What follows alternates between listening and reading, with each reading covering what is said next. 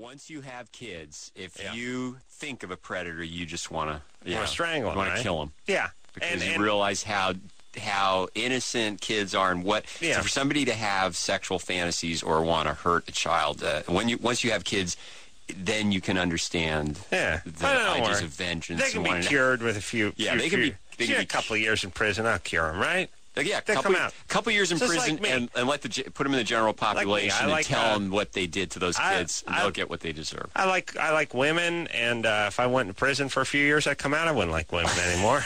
What? You wouldn't either, right? I like a nice rack on a woman. You send me in the joint for 5 years, I come back, I learn my lesson. I'm not interested in that anymore. Send those child molesters to prison. Yeah, my whole thing is it? Let's put it this way: if for some reason, if homosexuality was illegal, and it's just illegal, so we bust you for homosexuality and we send you to prison. Go think about what your cornholing ways for 4 years. When the guy gets out, he's hetero? He's straight? No, he's gay as he was when he went in. If you're a heterosexual guy who happens to like Asian women and you go to jail for some reason, you come out wanting more Asian women. Look, if you're into 9-year-olds, I think you're into 9-year-olds. Yeah, absolutely. I see that as more powerful than my love of the busty broads, or the gay guy's love of the other man, or the guy's love of the Asian women.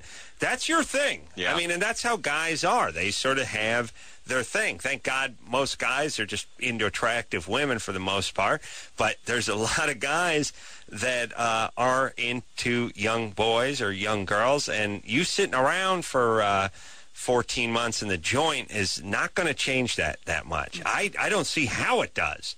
It probably, you can tell someone what they're doing is wrong, but I don't think if you just make it, if you go, forget about pedophilia, you just go gay.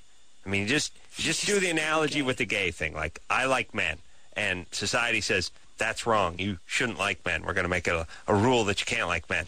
Put them in jail. They're still going to like guys. Well, I think, you just don't cure somebody what their sexual orientation is. If your sexual orientation is to kids, then watch out. I would argue it's more powerful than the other ones. It is. You're right. The deviant one is more powerful. Therefore, what? Therefore, Island of Predators? Oh, this is an idea for a movie. Predator Island. It's the year? You know what the year is? 2025. We've created an island because these guys just they're repeat offenders. We can't do anything with them, but the ACLU and the liberal homos, they won't let us put them down. So we have an island, and we put the predators on this island. But here's what happens. And then, it's like it's sort of Lord of the Flies with pedophiles. They just have, leaders emerge. There's the worker drone pedophiles, but they're all on this island together, and they've all done wrong. And then a plane crashes. A plane of Cub Scouts crash. Plane of Cub Scouts crash onto Predator. They might actually make a reality show of this. Predator Island. Yeah, but these are Eagle Scouts on their way back from an Eagle Scouting thing in the Bahamas. Because they're very gauche these days. They really sold like some kerchiefs or something and raised some money, and they went to Bermuda this year. But the plane crashes. Genius. And Scoutmaster dies in the crash. Go with it. But the kids survive. But they're on Pedophile Island. And they know it immediately because they see the flag. When the flag of the 45-year-old bending over a 9-year-old. And it's not a tasteful flag, but still I think it lets people know where they're at. And they land, and of course, these guys are hungry. It's been years since they've been with a young man. All they have is this rotting flesh on the island, and they're chasing. And the Cub Scouts, they have to use their skills to survive. And by the way, there's no merit badge for avoiding a pedophile. You have to think of that on the fly. Mm-hmm. And they're making like Burmese tiger traps, put sharpened bamboo and stuff. They do that thing where the pedophile is chasing the guy. They use the one as bait. They use the cute blonde kid as bait. Yeah. And he's running. The pedophile jumps and snared. Tree springs up. He's hanging upside down. And so Cub Scouts beat him with a stick. Cub Scouts survive. We don't. Oh, you're asking me? I don't know. No. No, we're going to see. You can't have anybody survive, or it would be canceled. Pedophile Island. I think put it further in the future. Plane crashes on with android robot boys, so that when the molesters come, these things just turn on them and they blow their heads off. They just No, that's horrible, Bruce. That's not. First off, I'm sorry. I think it's in poor taste. I don't think it's funny. Okay. I don't feel like you should be kidding about that. I need to be punished. I feel like we need to go to break. You can punish me during break. I want you to think about what you said. Okay. During the break. Yeah.